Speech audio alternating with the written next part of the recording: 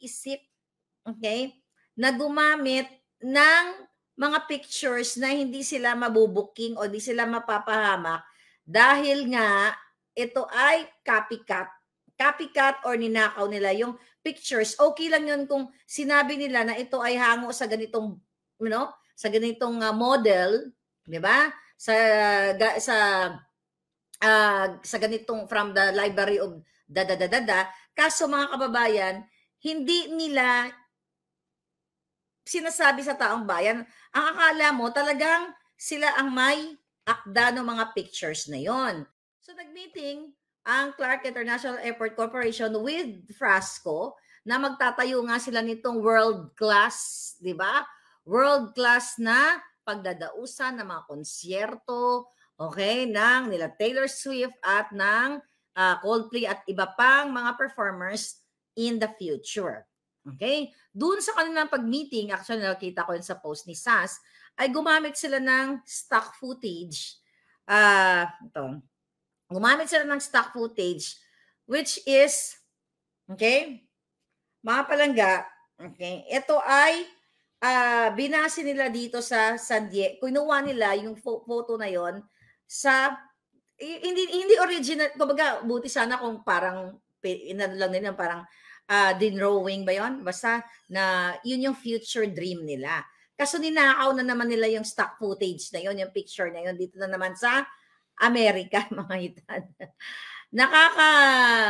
Nakakaano talaga, nakakaloka at hindi talaga, wala talaga sa ayos itong gobyerno ni Bangag at itong sila Frasco at itong Clark dahil mga kababayan, hindi sila nag-iisip, okay, na gumamit ng mga pictures na hindi sila mabubuking o hindi sila mapapahamak dahil nga ito ay copycat.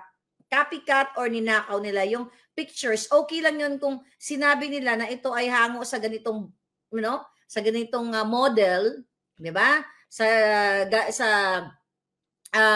ganitong from the library of da. Kaso mga kababayan, hindi nila sinasabi sa taong bayan. Ang akala mo talagang sila ang may akda ng mga pictures na yon. Ito, pakita, hinanap ko yung picture, di ba? O, sabi nila doon, commencement of project development, Taylor Swift concert ready by 2028. Ito yung pinakita nilang picture. Wala naman silang disclaimer, di ba? Kung kanino galing yung picture na yan. So, napag-alaman, okay, ito ay coming from San Diego Arena Project. Okay? O, yan pala yan. O, yan. O, galing pa kay SAS yung post na yan. Okay, here's my point of view. Wala silang explanation sa taong bayan na ito ay ninakaw nila yung picture. Okay? Now, nabuking sila. Okay, nabuking sila na ninakaw. So, may explanation na naman sila ng bonggang-bongga. Okay, pag-usapan muna natin yung explanation o ang pagpapaliwanag ni Frasco. Andito ba yun? Ano ba yung pagpapaliwanag ng hitad na yun? Okay. Ito yung kanyang paliwanag. Dahil nabuking, nag-explain. Okay? Ang sabi ng hitad, statement of the Department of Tourism. The Department of Tourism, dito yata yun. Ano ba yung statement niya? Okay. Now here. Okay. The Department of Tourism wishes to clarify erroneous information circulating online wrongly attributing to the DOT and Tourism Secretary Frasco the imagery used in the presentation of Clark International Airport, sabi niya, by President Ari Perez for the Clark Complex in Pampanga. Neither the DOT nor Secretary Frasco were involved in the creation or delivery of these plans presented by Mr. Perez o ng Clark Airport nga palangga. So, kumakawala siya dito. Okay? Kumakawala si DOT, Frasco sa pananagutan o maging responsable ka sa pagbibigay ng mga information like pictures. Mga palangga, tapusin ko muna. Sabi niya, to note on July 12, 2024, the Technical Working Group session was attended by DOT together with the Department of Transportation, the Civil Aeronautics Board, and the agencies. aviation and tourism stakeholders with the main objective of improving connectivity and optimizing the current utilization of the Clark International Airport. Sabi niya, on his own accord, CIAC President Perez gave a presentation on his future plans for the Clark complex, including the proposals to construct a facility capable of hosting major events such as concert. Sabi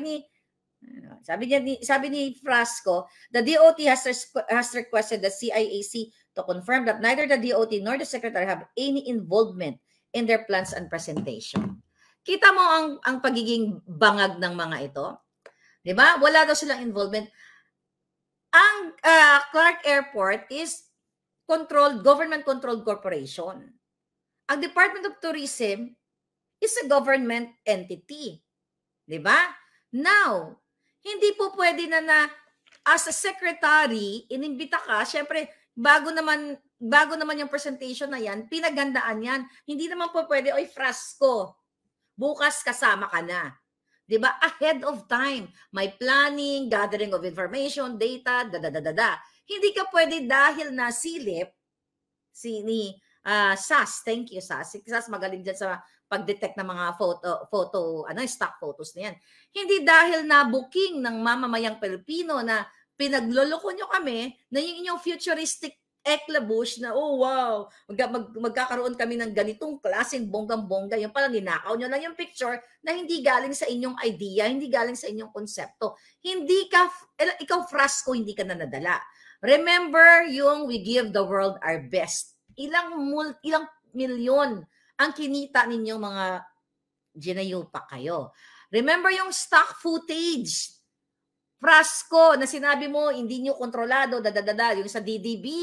Okay, nakadahilanan na si Paul Soriano ay niligwak na ni Kuting Jr. doon, di ba, sa pwesto niya as Presidential Communication Advisor. Ngayon, niligwak siya doon dahil sa mga ganong kontrobersya dahil hindi nyo ginagamit yung utak ninyo. Ikaw, Cristina Frasco, di ba? Pinakita ko na yung mga iba't ibang bahay na pinagbibili mo ng bonggang-bongga sa Cebu na kino-question ng inyong mga constituents sa saan ka daw nagnakaw ng pera. Pinakita na natin yan sa mga nakaraang vlog natin. Kung ginagamit mo ang utak mo, hindi ka pwedeng kumawala dito sa kinasasangkutan na kontrobersya ng Clark Airport na ito na kung saan ay naging part ka.